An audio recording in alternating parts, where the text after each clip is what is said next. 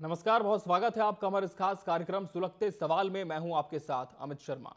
आज का सुलगता सवाल कबीर धाम से है, जहां केंद्र सरकार और राज्य सरकार की महत्वाकांक्षी नल जल योजना जिम्मेदार अधिकारियों की उदासीनता के चलते आज जमीनी स्तर पर दम तोड़ती नजर आ रही है। जिसके चलते कबीर धाम के ग्राम दीवान पटपर में राष्ट्रपति के दत्तक पुत्र कहे जाने वाले बैगा आदिवासी झीरिया का पानी पीने के लिए मजबूर हैं।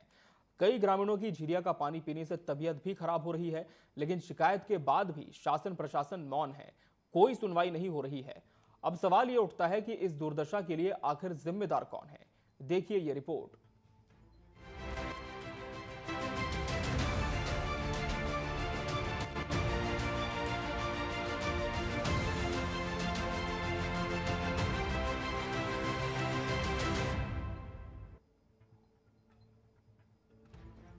ये है कबीरधाम जिला मुख्यालय से लगभग 80 किलोमीटर दूर ग्राम दीवान पट पर, जहां सरकार की महत्वाकांक्षी योजना जल जीवन मिशन के तहत हर घर नल कनेक्शन और पाइपलाइन तो बिछाई गई, लेकिन पानी की एक बूंद भी ग्रामीणों तक नहीं पहुंची है, जिसका खामियाजा अब ग्रामीणों को भुगतना पड़ रहा है।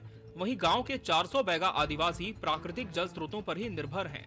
बावजूद इसके शासन प्रशासन सुध लेने को तैयार नहीं है, जिसके चलते ग्रामीण प्राकृतिक जल झीरिया के पानी को उपयोग करने के लिए मजबूर हैं। उन्हें देसी जुगाड़ कर इसका उपयोग करना पड़ रहा है।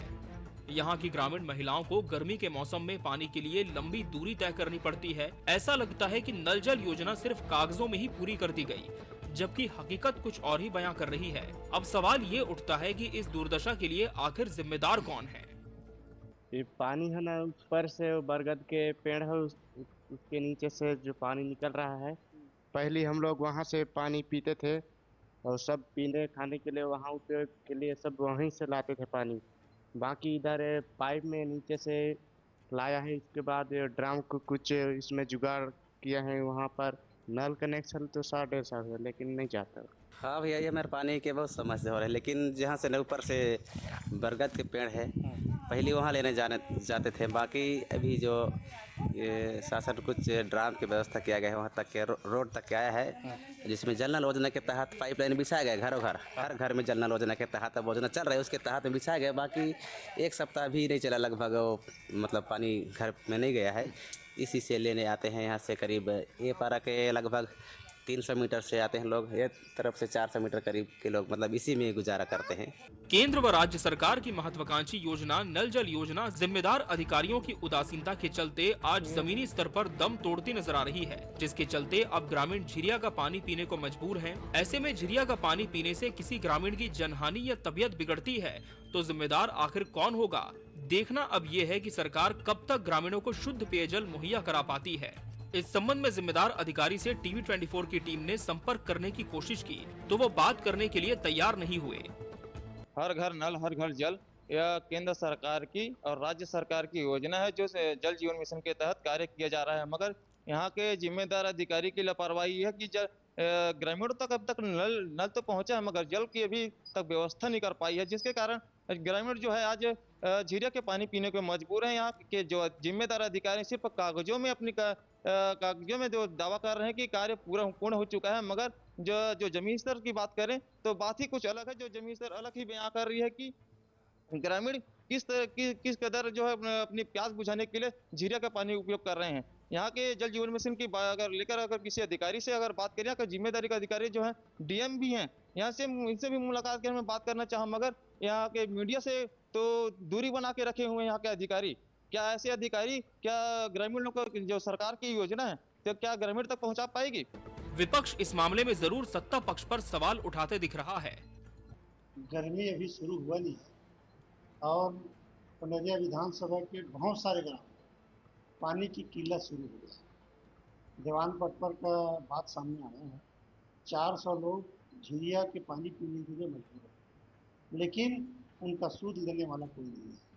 पंडरिया के विधायक रायपुर में रहते हैं और रायपुर में रह करके वो क्षेत्र की जनता की समस्या को कैसे जान पाए, कैसे सुन पाए। और दीवान पटपर में पाइपलाइन जो बिछा है नल जल योजना से जो टंकी बना है वो अभी तक शुरू नहीं हुआ है।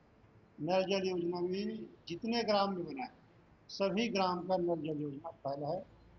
टंकी तो बन गया है, पाइपलाइन बिछ गया है, लेकिन आम जनता को उसका पानी नहीं मिल रहा है। और भारतीय जनता पार्टी के जो नेता है सत्ता में मदमस्त होकर के घर में बैठे हुए हैं, जनता का सुख कोई नहीं। फिलहाल कबीरधाम जिला, जहां से उप मुख्यमंत्री भी आते हैं, वहां पानी की ऐसी किल्लत और सरकारी योजना का ये हाल अपने आप में सवाल खड़े करता है कि कब मिलेगा पानी। हिरेंद्र गोप, टीवी 24, कबीरधाम।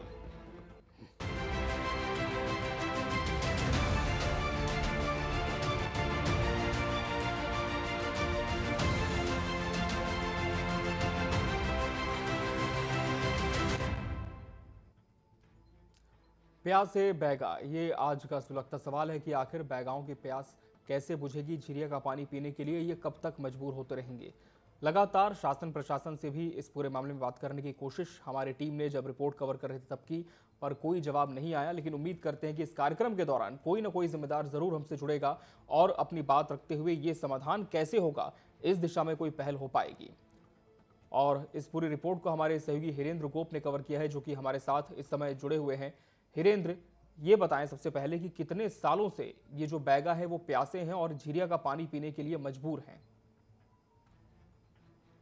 जी बताना चाहूंगी, आजादी के 75 वर्ष हो चुका है, पर अभी तक जो ग्रामीण तक जो सरकार की तरफ से जो पेयजल की व्यवस्था है अभी तक नहीं करा पाई है। जो ग्रामीण जो आज झीरिया के पानी के लिए मजबूर हैं, और अभी जो हाल ही में जो जल जीवन मिशन के तहत नल कनेक्शन लगाया गया है, लगभग साल भर पूर्ण हो चुका है, टंकी भी लग चुका है, पाइपलाइन भी बिछ चुका है, मगर अभी तक ग्रामीण तक पानी की एक बूंद भी नहीं पहुंच पाई है।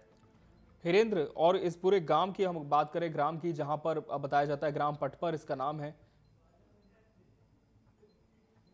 जी, एक जिला मुख्यालय से लगभग 80 किलोमीटर दूर है, जहां लगभग राष्ट्रपति के दत्तक पुत्र कहे जाने वाले 400 की आबादी में वहां निवासरत है, जो आज भी मूलभूत सुविधाओं से वंचित है। हमारे साथ इस समय ग्रामीण जुड़ चुके हैं। घिनवाराम जी, इस गांव में आप निवास करते हैं, कितने सालों से समस्या बनी हुई है और क्या इस समस्या को लेकर आप लोगों ने कहीं गुहार लगाई? जी घिनवाराम जी, आप सुन पा रहे हैं मुझे? हाँ जी, सुना था सर। घिनवाराम जी, कितने सालों से पानी की समस्या से आप लोग जूझ रहे हैं? हाँ, पानी तो हमारे समझ से बहुत है सर। का है कि नल जल योजना करके सरकार जो योजना निकाली थी, उसमें नल जल योजना तहत में भी हो पा रहा था, कैसे कुछ पाइपलाइन बिछाए गए आज, लेकिन हमारा मोर माहौल हम नहीं बिछा पाई, तो वो पाइपलाइन दिखाई तो में पानी भरपूर मात्रा में पानी भी नहीं जा रहा है, घरों घर नहीं पहुंच रहा है। जी, इस समस्या को लेकर क्या कहीं आप लोगों ने अपील की है घिनवाराम जी? किसी से मिले हैं आप लोग? जी, किनसे मुलाकात हुई? समस्या के बारे में किनको आपने बताया है? आप मुलाकात करवा देते नीति विभाग की तरफ से तो अच्छे तरफ। चलिए, बिल्कुल, हम तो प्रयास कर ही रहे हैं इस कार्यक्रम के माध्यम से कि जिम्मेदार हमसे जुड़े और ये समस्या उन तक पहुंचे। बहुत धन्यवाद घिनवाराम जी आपका हमसे जुड़ने के लिए। एक बार फिर से रुक कर लेंगे हमारे सहयोगी हिरेंद्र गोप का। हिरेंद्र, ग्रामीण कह रहे हैं कि मुलाकात होनी बाकी है। क्या इतने सालों में यहाँ पर जो क्षेत्र के विधायक हैं, जो जनप्रतिनिधि हैं, वो भी नहीं पहुंचे ग्राम पट पर? कभी उनके संज्ञान में मामला नहीं आ पाया है? जो जनप्रतिनिधि होते हैं सिर्फ 5 साल में ही वोट मांगने के लिए ही जो ग्रामीण तक है, जो वोटरधारी है, वहां तक सिर्फ एक वोट बटोरने के उद्देश्य से ही पहुंचते हैं। बाकी जो 4 साल जो रहता है, 5 साल में सिर्फ बाकी समय गायब ही नजर आते हैं। जी, इस समय हमारे साथ एक और ग्रामीण जुड़ चुके हैं, बुद्ध सिंह जी, झीरिया का पानी आप लोगों के गांव में आप लोग पीने के लिए मजबूर हैं। इस समस्या के लिए आप क्या मानते हैं? कौन जिम्मेदार है? किसकी वजह से आप लोगों को साफ पानी नहीं मिल पा रहा है? अब ध्यान ही नहीं दे रहे हैं सर, तो सरकार है। जी, जो अधिकारी हैं, क्या उनके संज्ञान में आप लोगों के माध्यम से ये पूरा मामला पहुंचा है? अभी तो एक बार बोले थे सर, तो नहीं। जो स्थानीय नेता है आपके क्षेत्र के, क्या कभी उन्होंने यहाँ का दौरा किया? इस समस्या के बारे आप लोगों के माध्यम से उन्होंने जाना? कैसे सर? जी, क्या आप लोगों के क्षेत्र में कभी कोई नेता पहुंचे हैं? क्या उनको आपने इस समस्या के बारे कभी बताया? तो बताए हमें सर, तो नहीं किया है। चलिए, बहुत धन्यवाद आपका हमसे जुड़ने के लिए। तो नेताओं को भी इस मामले में जानकारी दी है ग्रामीणों ने कि किस तरह से झीरिया का पानी पीने के लिए मजबूर हैं। अब ये जो झीरिया का पानी है ये क्या होता है? दरअसल ये एक तरह का प्राकृतिक जल स्रोत होता है, लेकिन चूंकि जब मौसम बढ़ता है तो प्राकृतिक जल स्रोत सूख जाते हैं। जैसे कि अभी गर्मी का मौसम है, तो आप अंदाजा लगा सकते हैं कि 400 आबादी वाले इस गांव में साफ पेयजल के लिए सिर्फ और सिर्फ इन प्राकृतिक नल नालों पर ही निर्भर होना पड़ता है। और जब ये सूख जाते हैं तो सोचिए कि ग्रामीणों की प्यास कैसे बुझती होगी। आसपास का भी जो क्षेत्र है बताया जाता है वहां से भी साफ पानी इन्हें नहीं मिल पाता। और चूंकि बैगा आदिवासी जो होते हैं वो अपने क्षेत्र पे ही निवास करते हैं और सबसे पुरानी जनजाति हम इन्हें कह सकते हैं, और इनके साथ ये समस्या लगातार बनी हुई है। हिरेंद्र का रुख कर लेंगे एक बार फिर से। हिरेंद्र, जैसा कि आप बता रहे थे कि सिर्फ चुनाव के समय यहाँ पर जो नेता है वो आते हैं और उसके बाद नदारद रहते हैं, लेकिन जिनकी कंधों पर जिम्मेदारी होती है हिरेंद्र की साफ तौर पर साफ पानी पहुंचाया जाए, ग्रामीणों को मूलभूत सुविधाओं का ध्यान रखा जाए, उनकी तरफ से क्या रिस्पॉन्स अभी तक आया है? क्या उन तक ये मामला नहीं पहुंचा, ऐसा है, या पहुंचने के बाद भी वो अनजान बने हुए हैं? जी हिरेंद्र। के तहत जो ठेकेदार को जो ठेका दिया गया है घर घर नल पहुंचाने का, मगर उसको जो यहाँ के जिम्मेदार अधिकारी है, कर्मचारी है, जो उनको संरक्षण देते नजर आ रहा है, जिसके चलते जो केंद्र सरकार, राज्य सरकार की जो मंसूबे जो है फेल होती नजर आ रही है। जी, इस गांव की आबादी की अगर हम बात करें हिरेंद्र, तो कितनी आबादी यहाँ निवास करती है? जी, यहाँ बताना चाहूंगी कि यहाँ लगभग जो दीवान पट पर है वहाँ लगभग 400 जो आबादी है वहाँ निवासरत आज भी है, और जो लगातार जो आजादी के 75 वर्ष से भी वहाँ से लोग निवासरत ही हैं। जी, और इससे हमारे साथ पूर्व विधायक ममता चंद्राकर जी जुड़ चुकी है। ममता चंद्राकर जी, बहुत स्वागत है आपका इस कार्यक्रम में। मैम, जिस तरह से पटपर गांव का ये मामला है जिसे आज हम उठा रहे हैं, यहाँ पर झीरिया का पानी पीने के लिए बैगा आदिवासी मजबूर हैं, किसकी जिम्मेदारी आप मानती हैं कि इतने साल हो गए लेकिन साफ पानी नहीं मिल पाया? चलिए इनसे फिर से जुड़ने की कोशिश करते हैं। इस समय हमारे साथ युवा कांग्रेस प्रदेश अध्यक्ष तुकाराम चंद्रवंशी जी भी जुड़ चुके हैं। तुकाराम जी, बहुत स्वागत है आपका इस कार्यक्रम में। तुकाराम चंद्रवंशी जी, किसकी जिम्मेदारी आप मानते हैं कि इतने सालों से जो बैगा आदिवासी हैं वो झीरिया का पानी पीने के लिए मजबूर है और साफ पानी इन्हें मुहैया नहीं हो पा रहा है? जी नमस्कार, बहुत बहुत धन्यवाद। कबीरधाम जिले के पंडरिया विकासखंड अंतर्गत ग्राम दीवान पटपर का यह पूरा मामला है। राष्ट्रपति के दत्तक पुत्र कहे जाने वाले बैगा आदिवासी परिवार, 400 बैगा आदिवासी परिवार आज भी विवश है। भारतीय जनता पार्टी की सरकार की विफलता का यह मानक है कि बैगा आदिवासी परिवार आज भी शुद्ध पानी के लिए तरस रहे हैं। बता दूं कि जिस तरीके से नल जल योजना प्रधानमंत्री जी की महत्वाकांक्षी योजना रही है, नल जल योजना, घर घर पानी पहुंचाने का योजना जो है धरातल पर दम तोड़ती नजर आ रही है। केवल प्रचार प्रसार और सरकार के नुमाइंदे हैं, लोग हैं, वो लगातार राशि का बंदर बांट कर दुरुपयोग कर रहे हैं। लेकिन अगर वास्तविक स्थिति देखा जाए तो वह यह योजना जो है न केवल कबीरधाम जिले में बल्कि प्रदेश के हर उन वनांचल क्षेत्रों में दम तोड़ती हुई नजर आ रही है। और खाना पूर्ति करने के लिए अधिकारी जो है पैसे का केवल और केवल बंदर बांट कर रहे हैं। भारतीय जनता पार्टी के जो ठेकेदार है वो अधिकारियों के साथ में साठगांठ करके पैसे का दुरुपयोग कर रहे हैं। चलिए, बहुत धन्यवाद आपका हमसे जुड़ने के लिए। हमारे साथ पूर्व विधायक ममता चंद्राकर जी भी जुड़ चुकी हैं। मैम, ये पूरा मामला आपके भी संज्ञान में आया होगा, क्या अपनी तरफ से आप लोगों ने कोई पहल कर पाई इस दिशा में कि जो बैगा आदिवासी हो उन्हें साफ पेयजल पीने को मिले? जी बिल्कुल, जब हमारी सरकार थी तो हमने पूरी व्यवस्था करके रखी थी, यहाँ पानी की दिक्कत नहीं होती थी जी।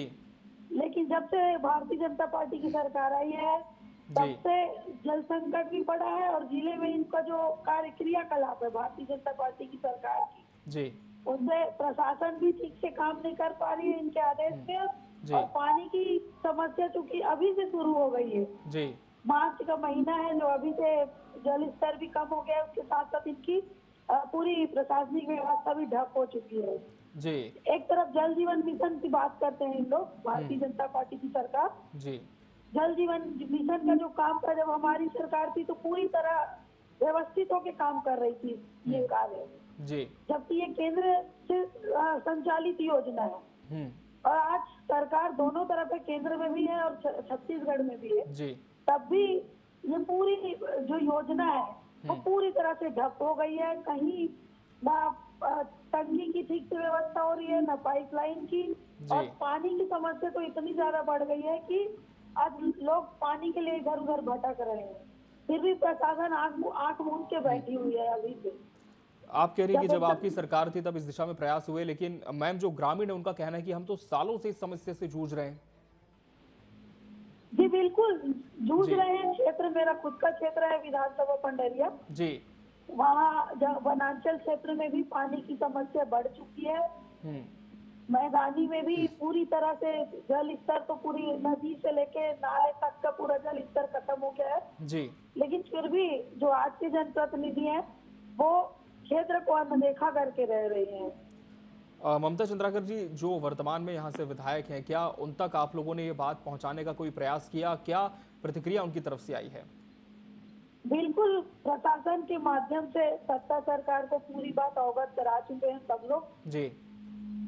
फिर भी अभी कोई व्यवस्था नहीं हो रही है। नगर से लेके गांव से लेके हर जगह जी पानी की काफी समस्या हो रही है। आगे क्या इस दिशा में आप लोगों की भी कोई अहम भूमिका होगी, क्योंकि अब गर्मी का मौसम भी आ चुका है, प्राकृतिक जल स्रोत भी सूख जाएंगे, बहुत ज्यादा परेशानी यहाँ के ग्रामीणों को होगी। तो क्या आप लोगों ने कोई रणनीति तैयार की है कि किसी माध्यम से अब इनकी जो समस्या है उसका समाधान हो सके? जी बिल्कुल योजना तो बनाई है जी। चाहे पानी की व्यवस्था करने के लिए नगरीय क्षेत्र से टैंकर वगैरह करके जी उनको पानी की समस्या दूर किया जाएगा, क्योंकि प्राकृतिक भी है। पर पूरी कोशिश प्रशासन को लेके अवगत कराने के बाद पूरी कोशिश रहेगी कि इनको हम पानी की समस्या से निजात दिलाएं। चलिए, बहुत धन्यवाद आपका हमसे जुड़ने के लिए। एक बार फिर से रुक कर लेंगे हिरेंद्र का। हिरेंद्र, कांग्रेस यहाँ पर लगातार ये कह रही है कि उनके शासनकाल में जो व्यवस्थाएं थी वो बहुत बेहतर थी, भाजपा के विधायक जब से यहाँ पर आए हैं तभी से समस्या हो रही है। लेकिन जमीनी हकीकत क्या है? क्या वाकई सिर्फ ये 2-3 सालों में बदलाव यहाँ पर आया कि ग्रामीणों को पानी नहीं मिल पा रहा, या पहले भी यही समस्या थी? जी अमित जी के कहना कि जो वहाँ के जो तस्वीरें हैं जो साफ बयां कर रही है कि चाहे कांग्रेस की सरकार हो चाहे बीजेपी की सरकार हो, प्यासे तो आज भी जो ग्रामीणों को पानी तक नहीं पहुंच पाए, तो जो यहाँ के नेता हैं सिर्फ दावे करते नजर आती हैं, चाहे चुनाव के मौसम में हो या फिर वोट बटोरने के जरिए तरीका से हो। जी हिरेंद्र, आपसे हम ये भी जानना चाहेंगे कि ग्राम पटपर से लगे हुए क्या कोई गांव है जहां से यदि पानी इन्हें नहीं मिल पाता प्राकृतिक जल स्रोत से पटपर के ग्रामीणों को, तो वहां से कोई व्यवस्था इनके लिए हो पाती होगी, या फिर कोई काम ऐसा किया जाए जिससे कि आसपास के जो गांव है वहां से इन तक शुद्ध पेयजल पहुंच सके? जी अमित जी, यहाँ से जो पहाड़ से जो जल का स्रोत है, तो अगर उस जल की अगर जांच करना क्या कि या फिर वाटर फिल्टर जो होता है उसको अगर लगा के अगर ग्रामीणों तक पानी पहुंचाया जा सकता है, तो इसका जो पानी की जो समस्या है निश्चित तौर पर जो है समस्या का समाधान हो सकता है।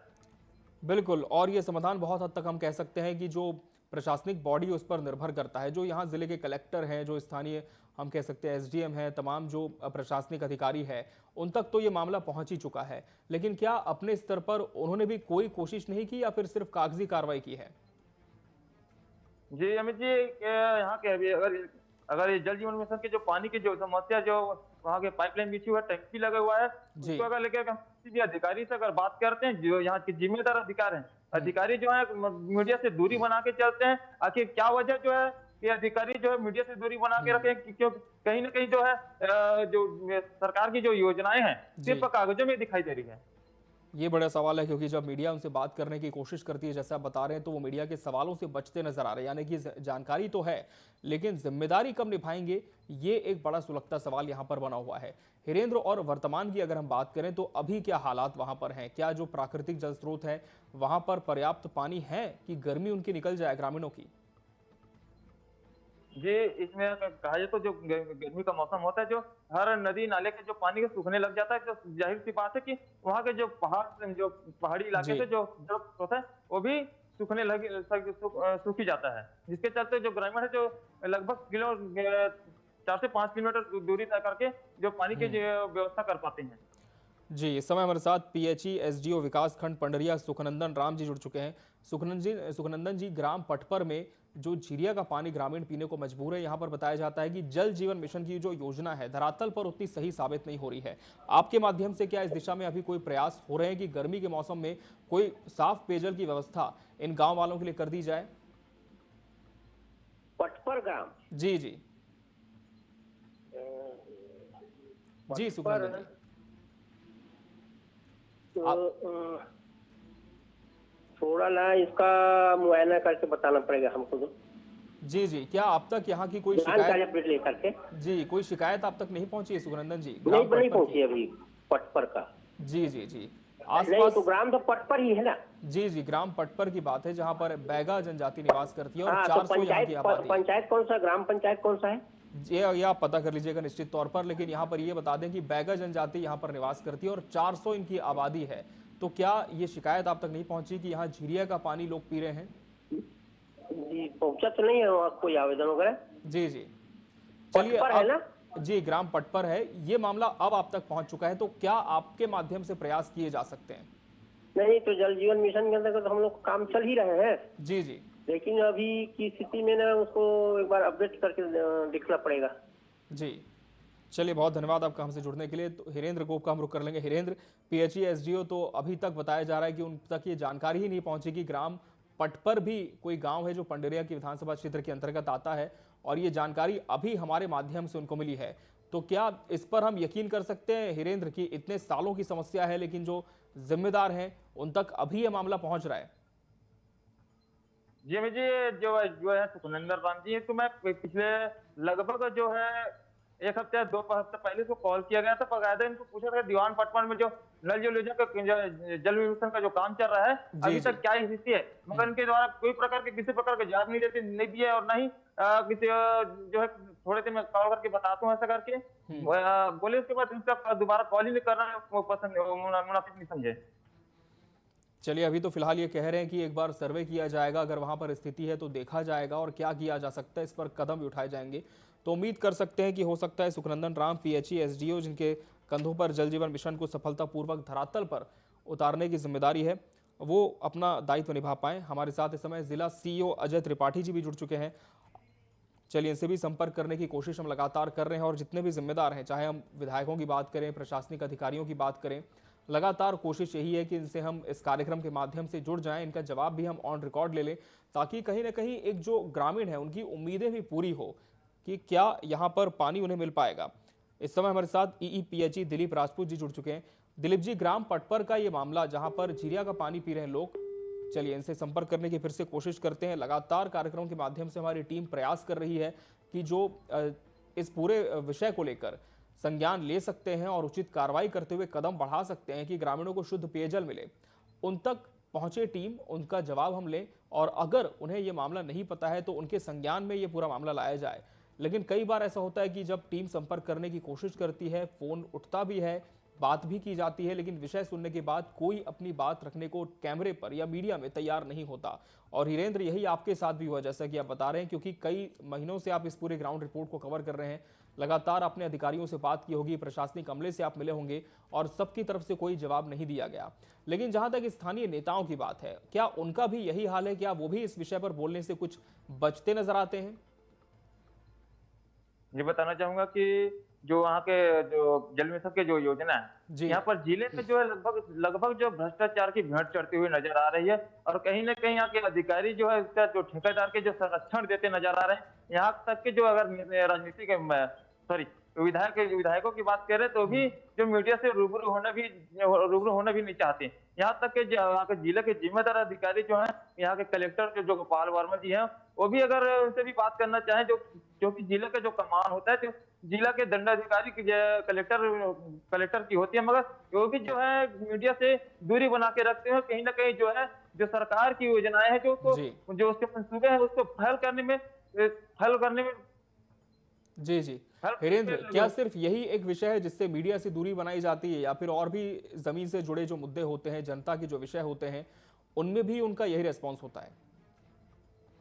जी बताना चाहूंगा कि जो मूलभूत सुविधाएं जो हैं, आज भी कई ऐसे ग्राम है जहां आज भी लोग जो है मूलभूत सुविधाओं से वंचित हैं और जो यहाँ के अधिकारी हैं, चाहे नेताओं हो, चाहे कोई कर्मचारी हो, चाहे जिम्मेदार जो जनप्रतिनिधि हो, जो मीडिया से दूरी बना के यही चलते हैं। चलिए, तो कहीं ना कहीं कहना गलत नहीं होगा कि संज्ञान में सबके है, लेकिन कहीं ना कहीं कुछ ऐसा मामला है इस विषय से जुड़ा हुआ जिस पर कोई भी बात नहीं करना चाहता, बात करने से बचते, इसलिए सभी अधिकारी और विधायक और तमाम जनप्रतिनिधि नजर आते हैं। और बहुत ही दुखद रहा कि इस पूरे कार्यक्रम के दौरान हमारी टीम ने लगातार प्रयास किए जिम्मेदारों से संपर्क करने के, लेकिन किसी की तरफ से भी कोई जवाब नहीं आया। तो ये देखा जा सकता है कि इतना संजीदा विषय जिसे कितने हल्के में यहाँ पर लिया जा रहा है और ग्रामीण आदिवासियों की प्यास कब बुझेगी ये अभी भी सुलगता सवाल बना हुआ है। बहुत बहुत धन्यवाद धीरेन्द्र आपका हमसे जुड़ने के लिए। तो प्यासे बैगा क्या प्यासे ही रहेंगे या फिर इनकी समस्या पर संज्ञान लेते हुए इसका समाधान भी निकाला जाएगा, ये सुलगता सवाल अभी भी बना हुआ है। लेकिन देखना होगा कि कब तक जो जिम्मेदार हैं वो अपना दायित्व निभाते हैं और इन बैगा आदिवासियों की प्यास बुझा पाते हैं। सुलगते सवाल में आज के लिए फिलहाल इतना ही। मुझे और मेरी पूरी टीम को दीजिए इजाजत। नमस्कार।